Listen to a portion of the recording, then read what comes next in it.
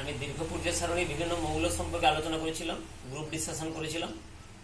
আজকে আমি পর্যায়গত বৈশিষ্ট্যগুলো নিয়ে আলোচনা করব। প্রথম যে পর্যায়গত বৈশিষ্ট্যটা পড়াবো সেটা হচ্ছে পরমাণু ব্যাসার্ধ বা অ্যাটমিক রেডিয়াস। প্রথমে তোমাদের জানতে হবে পরমাণুর ব্যাসার্ধ জিনিসটা কি। পরমাণুর ব্যাসার্ধ হচ্ছে কোনো একটা পরমাণুর নিউক্লিয়াস থেকে তার সবচেয়ে বহিষ্ঠতম যেটা কক্ষ, সবচেয়ে বাইরের যেটা কক্ষ, তার ডিস্টেন্স। এটা যদি কোনো পরমাণুতে একাধিক কক্ষক থাকে, সবচেয়ে যেটা বাইরের কক্ষ সেটা হবে তার ডিস্টেন্স। এটা হচ্ছে পরমাণুর ব্যাসার্ধ। এবারে পরমাণুর ব্যাসার্ধ সাধারণত তিন রকমের হয়। একটা হচ্ছে সমযোজী ব্যাসার্ধ, সমযোজী ব্যাসার্ধ হয় একটা। এটা কি না, একটা সমযোজী কোন একটা মৌলের তার দুটো যে নিউক্লিয়াস, দুটো পরমাণুর মধ্যে নিউক্লিয়াসের যে ডিস্টেন্সটা, এই ডিস্টেন্সের যে হাফ, এটাকে বলা হচ্ছে সমযোজী ব্যাসার্ধ। এটা একটা নিউক্লিয়াসের কেন্দ্র, এটা একটা কেন্দ্র, এই দুটো কেন্দ্রের যে ডিস্টেন্স তার হাফ, অর্ধেককে বলা হচ্ছে কি সমযোজী ব্যাসার্ধ। আরেকটা হচ্ছে ধাতব ব্যাসার্ধ। এই ধাতব ব্যাসার্ধটা কি কোনো ধাতব পরমাণুর নিউক্লিয়াস থেকে তার বহিঃকক্ষ পর্যন্ত যে ডিস্টেন্স, এটাকে ধাতব ব্যাসার্ধ বলা হয়। আর একটা হচ্ছে ভ্যান্ডারওয়াল ব্যাসার্ধ। এটা তোমরা বড় হলে ভালো করে জানবে। ভ্যান্ডারওয়াল ব্যাসার্ধটা কি,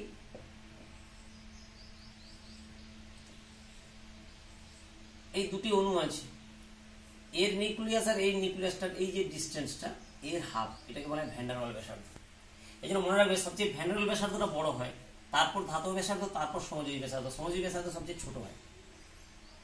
তো এই সমযোজী ব্যাসার্ধটা পর্যায় ও শ্রেণী বরাবর কিভাবে পরিবর্তন হয়, তোমাদের মাধ্যমিকে যেটা আছে সেটা যে পর্যায় বরাবর এর মান কিরূপ পরিবর্তন হয় আর শ্রেণী বরাবর কিভাবে পরিবর্তন হয়, এই জিনিসটা তোমাদেরকে ডিসকাশন করতে হলে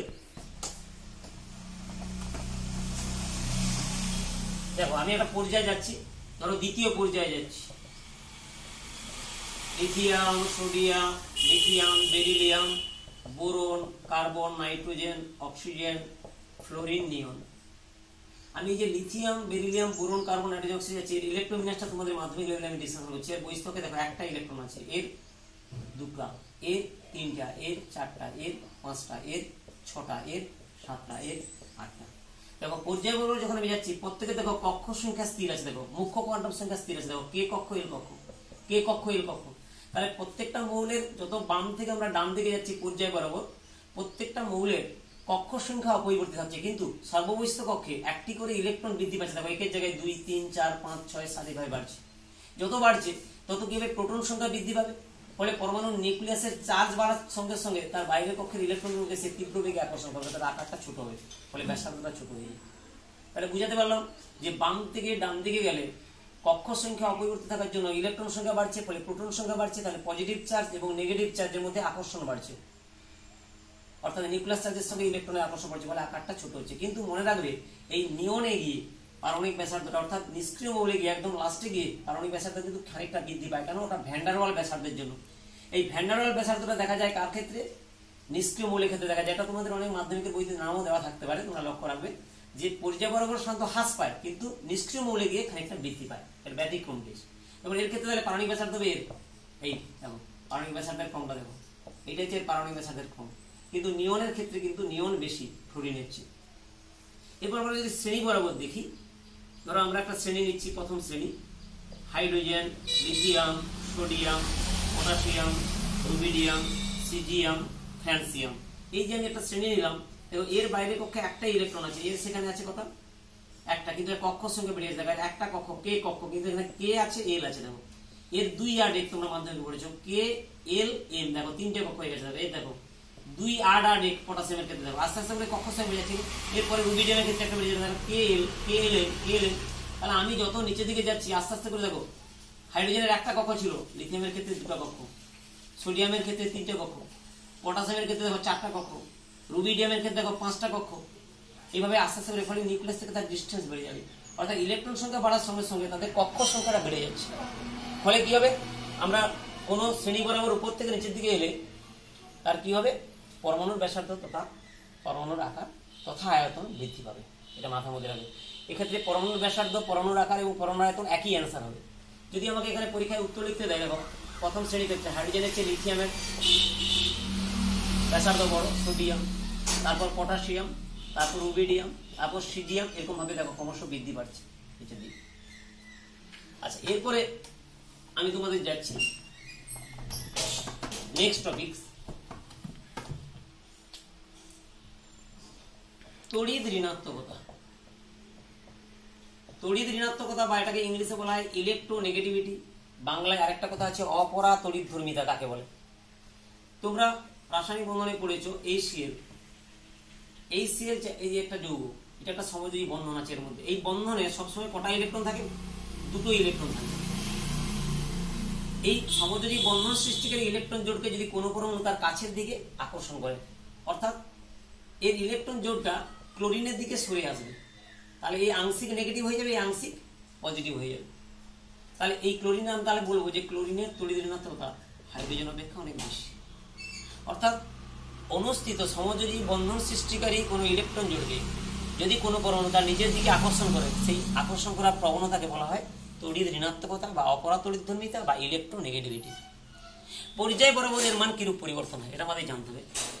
পর্যায় বরাবর এর মান সবসময় বৃদ্ধি পায় আর শ্রেণী বরাবর হ্রাস পায়। কেন আমি এর আগের টপিকটায় বেশি ডিটেলস আলোচনা করেছি যে যত পর্যায় বরাবর যাবে পরমাণুর মুখ্য কোয়ান্টাম সংখ্যা বা কক্ষ সংখ্যা স্থির থাকে, ফলে তার বহিঃস্থকক্ষের ইলেকট্রনের প্রতি নিউক্লিয়াসের আকর্ষণ বাড়ে, কারণ নিউক্লিয়াসের চার্জ বৃদ্ধি পায়, আধান বৃদ্ধি পায়, ফলে তার ইলেকট্রন টানার প্রবণতা বাড়বে। তাই পর্যায় বরাবর বাম থেকে ডান দিকে গেলে তড়িৎ ঋণাত্মকতার মান বৃদ্ধি পায়, আর শ্রেণী বরাবর কি হয়, কক্ষ সংখ্যা বাড়ার জন্য নিউক্লিয়াস থেকে বাইরে কক্ষের ডিস্টেন্স বেড়ে যাবে, ফলে ইলেকট্রন টানার প্রবণতা হ্রাস পায়। মনে রাখতে হবে তড়িৎ ঋণাত্মকতার কোনো একক নেই, এটা একটা একক বিহীন রাশি, এবং তড়িৎ ঋণাত্মকতা সবচেয়ে পরিচয় সারণীতে হাইয়েস্ট তড়িৎ ঋণাত্মক মৌল হচ্ছে ফ্লোরিন, মনে রাখবে, আর সবচেয়ে কম হচ্ছে কি সিজিয়াম। এই পাউলিং স্কেলে তড়িৎ ঋণাত্মকতা পরিমাপ করা হয় বিভিন্ন স্কেলের সাহায্যে, তোমরা বড় হলে পড়বে, তো আমি একটু অ্যাডভান্সের জন্য বলে দিচ্ছি। পাউলিং স্কেল, একজন বিজ্ঞানী পাউলিং আছে, তার নামে পাউলিং স্কেল হয়েছে, মুলিক্যান স্কেল আছে, আর আলরেড রকো স্কেল আছে। এই পাউলিং স্কেলটাকে আমরা মাধ্যমিক লেভেলে ভাবি, এর তড়িৎ ঋণাত্মকতার মান হচ্ছে 4, সেখানে সিজিয়ামের কথা 0.7 তড়িৎ ঋণাত্মকতার মান। এটাও তোমাদের জেনে রাখা দরকার যে ফ্লোরিনের সর্বোচ্চ তড়িৎ ঋণাত্মক মান হচ্ছে 0.4, শুধু 4, আর সিজিএমের ক্ষেত্রে 0.7। এই জন্য ফ্লোরিনের তড়িৎ ঋণাত্মক সবচেয়ে বেশি, সর্বাধিক তড়িৎ ঋণাত্মক। এটা তোমাদের মাধ্যমিক লেভেলে প্রায় কোশ্চেন আছে। আর সবচেয়ে কম কোনটি? তোমাকে এখন বলা হলো ফ্লোরিন, ক্লোরিন, ব্রোমিন, আয়োডিন, এদের মধ্যে তড়িৎ ঋণাত্মকতার কম কি? কারণ fluorine greater than chlorine greater than bromine, কারণ উপর থেকে নিচের দিকে আসতেছে, তারপর আয়োডিন, তারপর স্ট্যাটাইন। বা তোমাকে কোনো একটা পর্যায় বরাবর বললো, ধরো sodium, magnesium, aluminium, silicon, phosphorus, sulphur, chlorine, argon, এদের তড়িৎ ঋণাত্মকতার ক্রম বলবো। তাহলে তড়িৎ ঋণাত্মকতার ক্রমে আর্গন নিষ্ক্রিয় বলে কথা বাধ্য, এইদিকে দেখো বাড়ছে, এটা পর্যায় বরাবর, এটা তৃতীয় পর্যায়ের কথা বলছি। দেখো এর চেয়ে আস্তে আস্তে করে বাড়ছে, দিকে বৃদ্ধি পাচ্ছে, দেখো তড়িৎ ঋণাত্মকতার মান। এভাবে তোমরা প্র্যাকটিস করবে তড়িৎ ঋণাত্মকতা। এরপর যাচ্ছি আমরা মৌলের আয়ন আয়ন বিভব বা আয়ন আয়ন শক্তি, আয়োনাইজেশন এনার্জি বলা হয়, বা আয়ন আয়ন বিভব বা আয়োনাইজেশন পোটেনশিয়াল বলা হয়, আইপি বলা হয়, বা আইই বলা হয়, আয়ন আয়ন শক্তিও বলা হয়। এটা কি? কোন মৌল যখন গ্যাসীয় বা বিচ্ছিন্ন অবস্থা আছে, ধরো একটা মৌল এ আমি ধরে নিলাম, এই গ্যাসীয় অবস্থা কেন আমরা বলছি? এটা সবচেয়ে লুজলি বাউন্ড, সবচেয়ে পদার্থের গ্যাসীয় অবস্থা হচ্ছে দুর্বল অবস্থা। এই গ্যাসীয় অবস্থায় তার সর্ববহিঃস্থ কক্ষের ইলেকট্রনকে তার নিউক্লিয়াসের আকর্ষণীয় ক্ষেত্র থেকে সম্পূর্ণভাবে সরিয়ে একক আধানযুক্ত ধনাত্মক আয়নে পরিণত করার জন্য যে শক্তি লাগে সেটাকে কি বলা হয়? আয়ন আয়ন শক্তি। এটাকে প্রথম আয়ন আয়ন বিভব বলা হয় বা আয়ন আয়ন শক্তি 1। তাহলে সংজ্ঞাটা তোমরা ভালো করে পড়বে। কোন একটি মৌল যখন ভূমিস্তরে সবচেয়ে গ্যাসীয় সর্বনিম্ন শক্তি অবস্থায় থাকে, তার সর্ববহিঃস্থ কক্ষের ইলেকট্রনকে ওই পরমাণু সবচেয়ে বাইরের কক্ষের ইলেকট্রনটা কেন আলগাবদ্ধ অবস্থা থাকে, ওই আলগা আবদ্ধ ইলেকট্রনটাকে নিউক্লিয়াসের আকর্ষণীয় ক্ষেত্র থেকে সম্পূর্ণভাবে সরিয়ে একক আধানযুক্ত ধনাত্মক আয়নে পরিণত করার জন্য যে ন্যূনতম শক্তি দরকার থাকে। কেন? দেখো একটা নিউক্লিয়াসের বাইরে বিভিন্ন কক্ষপথ আছে, তাহলে সবচেয়ে যেটা বাইরের কক্ষপথের ইলেকট্রন সেটার প্রতি নিউক্লিয়াসের আকর্ষণ কম থাকে, ওটাকে আলগাভাবে আবদ্ধ ইলেকট্রন বলা হয়, এবং এটা গ্যাসীয় অবস্থায় আছে। এই প্রসঙ্গে একটা কথা তোমাদের মনে রাখা দরকার যে একটা মৌল যখন ক্যাটায়নে পরিণত হয় তার আকারটা মূল পরমাণু হচ্ছে ছোট হয়ে যায়। তাই এখান থেকে যদি তুমি দ্বিতীয় ইলেকট্রন আবার বের করতে চাও, তখন এই আয়নটা ধরো ডি পজিটিভ আয়নে পরিণত হয়ে যাবে বা বাই পজিটিভ আয়নে পরিণত হয়ে যাবে। তখন যে আয়নের শক্তিটা লাগবে সেই আয়নের শক্তির মানটা কিন্তু অনেক বেশি। অর্থাৎ মৌলের দ্বিতীয় আয়নন বিভবের মান সর্বদা প্রথম আয়নন বিভবের চেয়ে বেশি হবে। আবার অনুরূপভাবে তৃতীয় আয়নন বিভবের মান দ্বিতীয় আয়নন বিভবের চেয়ে সবসময় বড় হবে। এভাবে সাকসেসিভ ভাবে চলতে থাকবে। কারণ ক্যাটায়নের আকার মূল পরমাণুর চেয়ে ছোট। ক্যাটায়ন থেকে যখন আমি দ্বিতীয় ইলেকট্রন বের করতে যাবো তার শক্তি অনেক বেশি লাগবে, কারণ তার আকার ছোট হওয়ার জন্য নিউক্লিয়াসের আধান আরো বেড়ে যায়, পজিটিভ আধান এবার বেড়ে যায়। এখন প্রশ্ন, এই আয়ননিক বিভবের আরেকটা কথা মনে রাখবে, এই আয়ননিক বিভবে যেহেতু শক্তি প্রয়োগ দরকার হয়, তাই আয়ননিক বিভবে একটা তাপ শোষক বিক্রিয়া মনে রাখবে। তাপ শোষক বিক্রিয়া, এখানে তাপের উৎপন্ন হয় না, তাপের শোষণ হয়। আর একটা কথা মনে রাখবে, এর একক হচ্ছে কিলো জুল মোল ইনভার্স হতে পারে, কিলো ক্যালোরি মোল ইনভার্স হতে পারে, ইলেকট্রন ভোল্ট হতে পারে। এগুলো তোমাদের মাধ্যমিকের বইতে নামও থাকতে পারে, জেনে রাখবে হায়ার স্টাডির জন্য। এবং আয়ননিক বিভব পর্যায় ও শ্রেণী বরাবর কিভাবে পরিবর্তন হয় দেখো, লক্ষ্য করে দেখো। মৌলের আয়ননিক বিভব পর্যায় বরাবর কি হয়? সাধারণত বৃদ্ধি পায়, কিছু কিছু ক্ষেত্রে ব্যতিক্রম দেখা যায়, আর শ্রেণী বরাবর সর্বদা হ্রাস পায়। এই আয়নন বরাবর কিভাবে, মানে পর্যায় বরাবর কিভাবে বৃদ্ধি পায় দেখো, আমি একটা উদাহরণ দেখাচ্ছি। ধরো দ্বিতীয় পর্যায় lithium, beryllium, boron, carbon, nitrogen, oxygen, fluorine, neon. দেখো লিথিয়ামের চেয়ে বেরিলিয়ামের পারমাণবিক আয়ননিক বিভবের মান অনেক বেশি, আবার বেরিলিয়ামের আয়ননিক বিভব বোরনের চেয়ে বেশি। আবার বোরনের আয়ননিক বিভব অপেক্ষা কার্বনের আয়ননিক বিভবের মান বেশি। আবার কার্বনের চেয়ে নাইট্রোজেনের বেশি, কিন্তু নাইট্রোজেনের আবার অক্সিজেনের চেয়ে বেশি। দেখো অক্সিজেনের চেয়ে ফ্লোরিনের বেশি, নিয়নের বেশি। এই দুটো ক্ষেত্রে ব্যতিক্রম দেখা যাচ্ছে দেখো, বেরিলিয়াম আর নাইট্রোজেনের ক্ষেত্রে। এটা কেন হচ্ছে এটা তোমরা বড় হলে জানতে পারবে, 11-এ হলে তোমরা ডিটেলস ইলেকট্রন বিন্যাস না জানলে এটা জানতে পারবে। তবে জেনে রাখো যেখানে বেরিলিয়ামের ক্ষেত্রে আর নাইট্রোজেনের ক্ষেত্রে এই ব্যতিক্রমটা লক্ষ্য করা যায়। আর শ্রেণী বরাবর সর্বদা হ্রাস পায়। কারণ পর্যায় বরাবর কেন আয়ননিক বিভবের মান বৃদ্ধি পাচ্ছে কয়েকটা ব্যতিক্রম ছাড়া? কারণ এই একই কারণ, সেই একই কারণ যে পর্যায় বরাবর গেলে কক্ষ সংখ্যা মৌলের সেম থাকছে, পরমাণু ক্রমাঙ্ক বাড়ার সঙ্গে সঙ্গে কক্ষ সংখ্যা ঠিক থাকছে, ফলে নিউক্লিয়াসের চার্জ বৃদ্ধি পায়, ফলে বাইরের কক্ষ থেকে ইলেকট্রন অপসারিত করতে বেশি শক্তির প্রয়োজন হয়, তাই পর্যায় বরাবর আয়ননিক বিভবের মান বৃদ্ধি পায়। কিন্তু শ্রেণী বরাবর কি হচ্ছে, একটা একটা করে কক্ষ নতুন ভাবে সংযুক্ত হয়, ফলে নিউক্লিয়াস থেকে বাইরের কক্ষের দূরত্ব হ্রাস পায়, দূরত্ব বৃদ্ধি পায়, তো ওখান থেকে তাহলে ইলেকট্রন বের করাটা অনেক ইজিলি হয়, এই জন্য শ্রেণী বরাবর হ্রাস পায়। যেমন ফ্লোরিন, ক্লোরিন, ব্রোমিন, আয়োডিন, দেখো এর আয়ননিক বিভবের মান বেশি। যেমন আমি তোমাকে 16 নম্বর শ্রেণী বলছি, oxygen, sulphur, selenium, tellurium, polonium, দেখো অক্সিজেনের বেশি হবে, নিচের দিকে হ্রাস পাবে। এটা 16 নম্বর শ্রেণীর কথা বলছি। এরপর আমরা যাচ্ছি জারণ ধর্ম ও বিজারণ ধর্ম।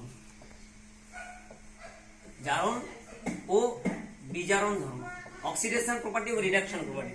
তোমরা মনে রাখবে, loss of electron, loss of electron মানে আমরা জারণ বলি, যে বিক্রিয়া ইলেকট্রন ত্যাগ হয় তাকে জারণ বলা হয়। ধরো সোডিয়াম, ইলেকট্রন ত্যাগ করছে, সোডিয়াম প্লাস হচ্ছে, এটা জারণ বিক্রিয়া। কিন্তু সোডিয়াম নিজে কি? সোডিয়াম নিজে বিজারক পদার্থ। তাহলে বিজারক পদার্থ কাকে বলা হয়? যে অপরকে বিজারিত করে তাকে বিজারক পদার্থ বলে। তাহলে কে অপরকে বিজারিত করে? না, যে নিজে জারিত হয়। যে নিজে জারিত হয় এবং অপরকে বিজারিত করে, সেটা বিজারক পদার্থ। আর gain of electron, gain of electron মানে আমরা বলি রিডাকশন বা বিজারণ। ধরো ক্লোরিন ইলেকট্রন গ্রহণ করলো, Cl- হলো, এই বিক্রিয়াটা বিজারণ বিক্রিয়া, কিন্তু ক্লোরিন নিজে কি? এটা হচ্ছে জারক পদার্থ। কেন জারক পদার্থ? না, সে অপর মৌলকে বা অপরকে কি করে? জারিত করে। কিন্তু সে ইলেকট্রন গ্রহণ করে, নিজে ইলেকট্রন গ্রহণ করে কি হচ্ছে? সে নিজে বিজারিত করে। তাহলে দেখো আমার এখানে জারণ বিজারণ ধর্ম বলেছে, তাহলে জারণ ধর্ম আমি কাকে বলবো? জারক পদার্থ যারা, তাদের জারণ ধর্ম দেখা যায়, যে অপরকে জারিত করে। আর বিজারণ ধর্ম কাদের বলবো? বিজারক পদার্থ, যে অপরকে বিজারিত করে। তাহলে আমি যত পর্যায় বরাবর যাব, আমরা জানি ইলেকট্রন গ্রহণের প্রবণতা বৃদ্ধি পায়। তাহলে ইলেকট্রন যদি গ্রহণের প্রবণতা বৃদ্ধি পায় পর্যায় বরাবর গেলে, কারণ তাদের কক্ষ সংখ্যাটা আস্তে আস্তে করে সমান থাকে এবং তাদের আকার ছোট হয় পরমাণু, তাই যত আমরা বাম থেকে ডান দিকে যাব, ইলেকট্রন মানে গ্রহণের প্রবণতা যদি বাড়ে, তাহলে সেই ইলেকট্রন কে গ্রহণ করবে?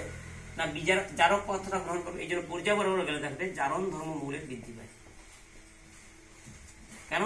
পরমাণুর আকার ছোট হয়, ইলেকট্রন টানার প্রবণতা বাড়ে, তাই জারণ ধর্ম বৃদ্ধি পায়। আর বিজারণ ধর্ম কি হবে? হ্রাস পায়। আর শ্রেণী বরাবর গেলে যেহেতু কক্ষ সংখ্যা একটা একটা করে কক্ষ বাড়তে থাকে, তাই নিউক্লিয়াস থেকে আকর্ষণ কমে যায়, ফলে ইলেকট্রন ত্যাগ করার প্রবণতা বাড়ে। তাই উপর থেকে নিচে দিকে গেলে দেখো যে নিজে যাইতে হবে, তাই ইলেকট্রন ত্যাগের প্রবণতা নিচে দিকে গেলে কি হবে, বিজারণ ধর্ম বৃদ্ধি পায়। আর জারণ ধর্মটা কি হবে, হ্রাস পাবে, হ্রাস। এটা তোমাকে মাথায় রাখবে।